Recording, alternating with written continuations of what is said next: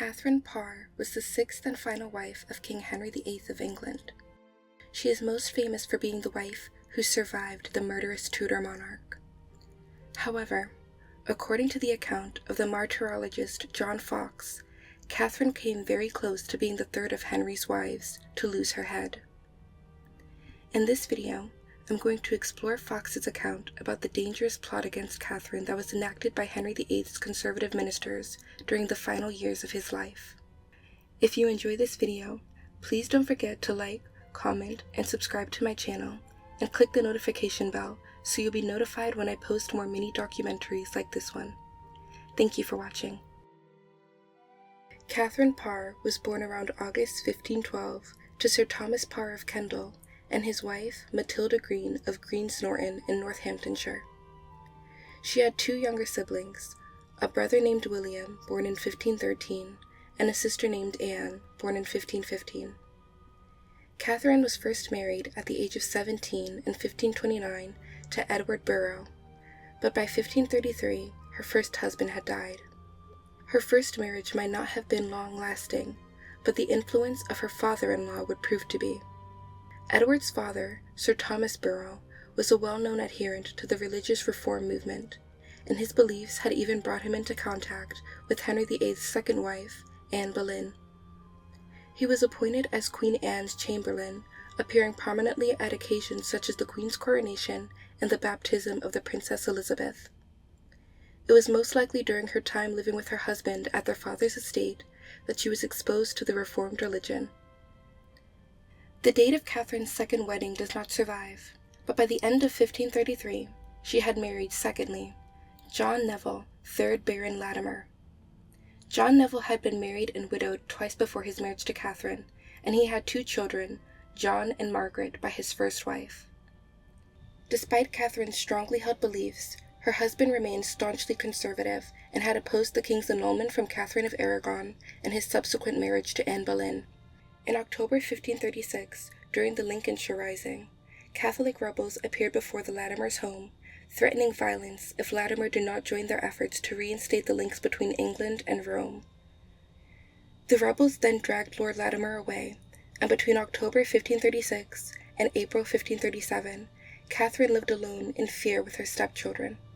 It is probable that, in these uncertain times, Catherine's strong reaction against the rebellion strengthened her adherence to the Reformed Church of England. In January 1537, during the Pilgrimage of Grace, Catherine and her stepchildren were held hostage at Snape Castle in North Yorkshire. The rebels ransacked the house and sent word to Lord Latimer, who was returning from London, that if he did not return immediately, they would kill his family. When Latimer returned to the castle, he managed to talk the rebels into releasing his family and leaving, but the saga had been traumatic for the entire family. By the winter of 1542, Lord Latimer's health had worsened. Catherine nursed her husband until his death in 1543. She had been a good wife, and Latimer left the custody of his daughter to Catherine, as well as the income from two of his manors. This left Catherine independent for the first time in her life. But this newfound independence was not to last, and by February 1543, she had two suitors waiting in the wings. It's unclear when exactly Catherine's relationship with Thomas Seymour began, but it seems likely that she became involved with him during the last few months of Lord Latimer's life. Thomas was considered to be one of the best-looking men at Henry's court, and it is not difficult to see what attracted Catherine to him. Catherine was attached to the Lady Mary's household by February 16, 1543. Catherine's role in Mary's household is not known, but it was almost certainly during her time at court that she first came to know and fall in love with Thomas Seymour. Both had an interest in religious reform, and it is possible that they met at religious meetings. Despite the affection she had felt for her previous husbands, it is believed that this is the first time Catherine had truly been in love, and she intended to marry Thomas once a decent period of mourning had been observed. However, even before Lord Latimer's death, Catherine became aware that she had caught the interest of another, even more powerful suitor. By January 1543, Henry VIII had been a widower for nearly a year, following the execution of his fifth wife, Catherine Howard, on charges of adultery. Catherine Howard's betrayal had plunged Henry into old age, and by early 1543 he was grossly overweight and a virtual invalid, incapacitated by an ulcer in his leg. According to the Chronicle of Henry VIII, Henry himself had informed his council that he would marry a widow. The lady that Henry had chosen was Catherine herself, whom he had noticed from his visits to Mary's household at court. He was also aware that he had a rival for her affections in Thomas Seymour, and he resolved to get rid of him by appointing him to act as his ambassador to the Netherlands. In early May, he left England, arriving in Brussels on the 16th of May, 1543. The date of Henry's proposal to Catherine was not recorded, but it would have taken place in the spring of 1543, after Lord Latimer's death. Catherine at first voiced her opposition to the proposal, boldly stating that it were better to be your mistress than your wife. However, Henry was persistent, and told her that he wished her to become his wife. Catherine allegedly got on her knees before answering, "Your Majesty is my master. I have but to obey you." And while on her knees, she also prayed to God for guidance. The wedding of Catherine and Henry took place on the 12th of July, 1543, at Hampton Court Palace. Henry showed great faith in Catherine's abilities as queen, and honored her by making her regent of England during his campaign in France in the summer of 1544. Catherine had held on to her religious reformist beliefs even after her marriage to Henry, but while Henry had used the reformist movement to his own advantage and declared himself head of the church in England, he was far from a supporter of religious reform. He had always considered himself a Catholic at heart, and soon began persecuting Protestants in earnest. In 1543, Parliament passed the Act for the Advancement of the True Religion, which set out what persons shall read the Bible in English and how they can use it. Women and men below the rank of gentlemen were excluded from reading the Bible in English, and it was banned from being read in private. The Act also declared a number of reformist books to be heretical, and instructed the populace to put away all other erroneous and heretical books. But Henry had also, on a number of occasions, declared himself determined to root out superstition, and Catherine and her supporters hoped that Henry would eventually be persuaded to introduce further change. However, as Henry became more aware of his wife's beliefs, Catherine found herself in grave danger, and came very close to following her royal predecessors, Anne Boleyn and Catherine Howard, to the executioner's block. 1546 would prove to be one of the most difficult years of Catherine's life. This story comes from John Foxe, who is the primary source for these stories. According to Foxe, Henry knew that Catherine was interested in reading and studying the scriptures, and that she would hold religious services in her household, and for a while he seemed to like that Catherine was interested. Just a few months after her marriage to Henry, 4 men from Windsor were burned for their beliefs. The main charges against them were that they denied the miracle of the Eucharist, with one of the accused, Henry Filmer, reported to have said that the sacrament of the altar is nothing but similitude and a ceremony. And also, if God be in the sacrament of the altar, I have eaten 20 gods in my life. Catherine shared many of the beliefs of the 4 men, and their execution must have been a warning to Catherine not to be as open with her beliefs. 2 men in Henry's court were determined to stamp out heresy in the kingdom. These men were Henry's conservative Lord Chancellor, Thomas Wriothesley, the 1st Earl of Southampton, and his ally, Stephen Gardiner, the Bishop of Winchester. The first target of Henry's conservative ministers was Thomas Cranmer, Archbishop of Canterbury.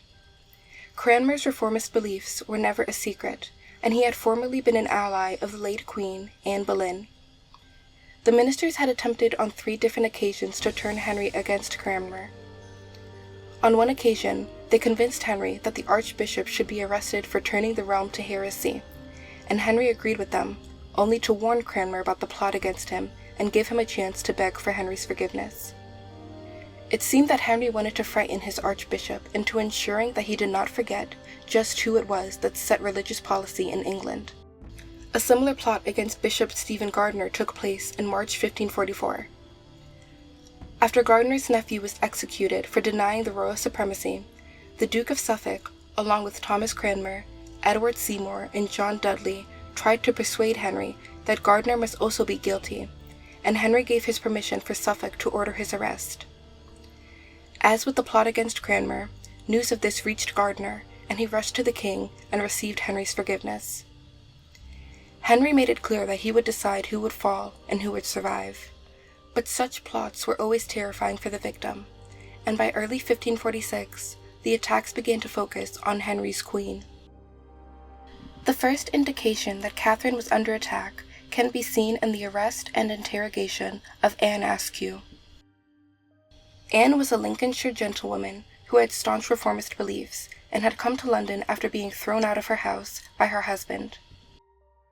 Her sister was married to the steward of the Duke of Suffolk, and her brother was also a member of the king's household, so she had access to members of the court. Anne was arrested for her beliefs in March 1545, and during her interrogation, she spoke openly of her distaste for the Mass, but she swore that she did indeed believe in the miracle of the Eucharist, and she was let go. On the 24th of May 1546, however, she was arrested again, and Henry's conservative Lord Chancellor Wriothesley took an interest in her interrogation. She was then sent to be examined by Henry's council, and this time she admitted that she did not believe in the real presence of Christ in the sacrament.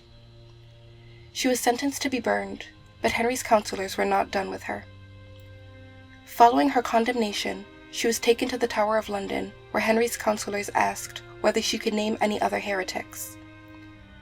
Anne refused to name anyone, and the counselors specifically asked her about My Lady of Suffolk, My Lady of Sussex, My Lady Hertford, My Lady Denny, and My Lady Fitzwilliams, all associates of Queen Catherine's.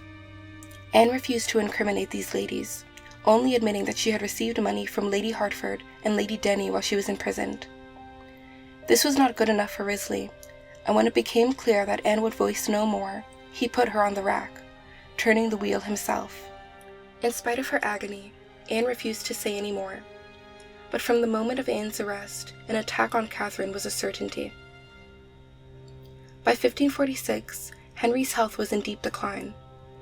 From the earliest days of Catherine's marriage to Henry, she had formed the habit of entering into religious debate with the king, and during his sickness throughout the early months of 1546, she continued this. According to John Foxe, In the time of this, his sickness, he had left his accustomed manner of coming and visiting the Queen, and therefore she, according as she understood him, by such assured intelligence as she had about him, to be disposed to have her company, sometimes being sent for, at other times of herself, would come to visit him, either after dinner or after supper, as was most fit for her purpose, at which time she would not fail to use all occasions to move him, according to her manner, zealously to proceed in the reformation of the Church. But in her zeal, Catherine failed to notice that she was beginning to annoy Henry. After one such interview, when Henry showed his impatience with Catherine, Bishop Gardiner happened to be present. Gardiner, who was already plotting against Catherine with Wriothesley, saw his chance. Henry commented to Gardiner, A good hearing it is when women become such clerks, and a thing much to my comfort to come in mine old days to be taught by my wife. This was all the encouragement Gardiner needed, and he immediately launched into a speech praising Henry's wisdom in matters of religion and criticizing Catherine's attempts to change the king's opinions and the dangers of her religious beliefs. Gardiner easily obtained Henry's consent for Catherine's arrest, and while preparations for this were being made, Henry continued to have his meetings with Catherine, debating matters of religion as they did before. Gardiner also made plans to act against Catherine's sister Anne, her cousin Lady Lane, and her kinswoman Lady Turret, who were also known to be in favor of reform. Once Henry had consented to the arrest, matters began to take a strange turn, as they did during similar episodes with Thomas Cranmer and Stephen Gardiner. According to John Foxe, one night after Catherine had left the king, Henry informed his physician, Dr. Wendy, of the plot against Catherine, saying that he intended Not any longer to be troubled with such a doctress as she was. Dr. Wendy had been Catherine's personal physician since she had become queen, and the two were quite close. It seems unlikely that Henry would have expected the doctor to keep the plot a secret from Catherine. An unlikely stroke of luck occurred when the articles against Catherine were mysteriously dropped where a member of her household would find them and brought them to Catherine herself. According to Foxe, "For the sudden fear thereof fell incontinent into such sort as was lamentable to see, as certain her ladies and gentlewomen, being yet alive, who were then present about her, can testify." the shock sent her almost out of her wits, and her screams and cries were so great that Henry, apparently anxious to see what the matter was, sent Dr. Wendy to her. Dr. Wendy found Catherine in a pitiful state, and he told her everything he knew of the plot. Beseeching her most instantly to use all secrecy in that behalf, and exhorting her somewhat to frame and conform herself unto the king's mind, saying, he did not doubt, but if she would do so, and show her humble submission unto him, she should find him gracious and favourable unto her. Catherine resolved to take this advice. Soon after, Henry went to visit Catherine, and she explained that her sudden illness was due to fear that Henry had taken displeasure with her and had forsaken her. Henry reassured Catherine that this was not the case and spoke lovingly to her before leaving, but this was not the end of the matter. In spite of her deeply held beliefs, Catherine was no martyr, and after Henry had gone, she ordered that her ladies remove all forbidden books that she had in her possession. After supper the following day, Catherine, taking her sister Anne and her cousin Lady Lane with her, made her way to the king's bedchamber. When she arrived, she saw Henry sitting and speaking with members of the privy chamber. When the king saw her, he received her kindly and began to enter into talks of religion, as he had always done before. Catherine recognized this for the test it was, and refused to be drawn on her own beliefs, saying, Your Majesty doth right well know, neither I myself am ignorant, what great imperfection and weakness by our first creation is allotted unto us women to be ordained and appointed as inferior and subject unto man as our head, from which head all our direction ought to proceed, and that as God made man to his own shape and likeness, whereby he, being endued with more special gifts of perfection, might rather be stirred to the contemplation of heavenly things, and to the earnest endeavour to obey his commandments, even so, also, made he woman of man, of whom and by whom she is to be governed, commanded, and directed, whose womanly weaknesses and natural imperfection ought to be tolerated, aided, and borne withal, so that, by his wisdom, such things as be lacking in her ought to be supplied. Since, therefore, God hath appointed such a natural difference between man and woman, and your Majesty being so excellent in gifts and ornaments of wisdom, and I a silly poor woman, so much inferior in all respects of nature unto you, how then cometh it now to pass that your Majesty, in such diffuse causes of religion, will seem to require my judgment? Which when I have uttered and said what I can, yet must I, and will I, refer my judgment in this, and in all other cases, to your Majesty's wisdom, as my only anchor, supreme head and governor here in earth, next under God, to lean unto. Catherine's response was a perfectly rehearsed wifely submission, but Henry had not finished with her, and he shook his head, replying, Not so, by St. Mary, you are become a doctor, Kate, to instruct us, and not to be instructed or directed by us. Catherine replied, If your Majesty take it so, then hath your Majesty very much mistaken me, who have ever been of the opinion to think it very unseemly and preposterous for the woman to take upon her the office of an instructor or teacher to her lord and husband, but rather to learn of her husband and to be taught by him. And whereas I have, with your Majesty's leave, heretofore been bold to hold talk with your Majesty, wherein sometimes in opinions there hath seemed some difference, I have not done it so much to maintain opinion, as I did it rather to minister talk, not only to the end your Majesty might with less grief pass over this painful time of your infirmity, being attentive to our talk, and hoping that your Majesty should reap some ease thereby, but also that I, hearing your Majesty's learned discourse, might receive to myself some profit thereby, wherein, I assure your Majesty, I have not missed any part in my desire in that behalf, always referring myself in all such matters unto your Majesty, as by ordinance of nature it is convenient for me to do. Henry was pleased with Catherine's response, and said, And is it even so, sweetheart, and tended your arguments to no worse end? Then perfect friends we are now again, as ever at any time heretofore. Henry then embraced and kissed her, and the couple sat together for a time. Considering Henry's conduct in discussing the plot with his doctor and allowing the articles against Catherine to be mishandled, it seems that he had only wanted to scare Catherine and gave her a chance to redeem herself. When Henry decided that Anne Boleyn and Catherine Howard were to be arrested, he made sure he never saw either of them again, and if he had been truly serious about taking action against Catherine, he would have taken a similar course.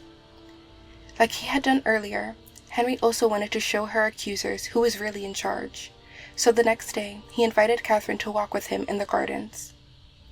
While they were walking together, Risley approached, accompanied by a number of guards, intending to arrest Catherine and take her to the Tower. Henry, who could hardly have forgotten that he had intended to have his wife arrested, turned in anger on Catherine's accuser, calling him Knave! Arrant knave! Beast! And fool! Risley was stunned at the sudden change in the king and fled Henry's presence. Catherine played along and attempted to quiet the king's displeasure, saying that, albeit she knew not what just cause his majesty had at that time to be offended with him, yet she thought that ignorance, not will, was the cause of his error. Henry replied, Ah, poor soul, thou little knowest how evil he deserveth this grace at thy hands. On my word, sweetheart, he hath been towards thee an errant knave, and so let him go. Catherine had passed this test, but she knew how close she had been to real danger, and so, for the rest of Henry's reign, she was sure to keep her religious opinions to herself. On the 16th of July, 1546, Anne Askew, unable to walk following the torture inflicted on her on the rack, was carried to Smithfield to be burned for heresy alongside 3 other Protestants. Henry VIII passed away in the early morning hours of January 28, 1547, and despite the attempt by Henry's ministers to have Catherine arrested for her beliefs, she was, after all, the wife who survived the notorious king.